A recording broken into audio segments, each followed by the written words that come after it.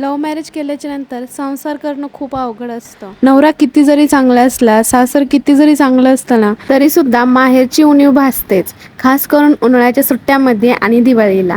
आता उन्हाळ्याच्या सुट्ट्या लागल्यात सगळ्यांना, तर सगळे लोक गावी जातात, काही बायका माहेरी जातात, कुणाच्या घरी लग्न असतं, काही कार्यक्रम असतात आणि खूप एन्जॉय करून पुन्हा परतीचा प्रवास धरतात. पण आमचं नशीब कुठं एवढं चांगलं आहे की आम्ही माहेरी जावं किंवा 2 दिवस आराम करायला जावं म्हणून. दररोजची तीच सकाळ आणि तोच दिवस, तेच कामं, हे आम्हाला वर्षानुवर्ष ते चालू असतात. 4 दिवसापासून ना माझा व्हिडिओ येत नाही.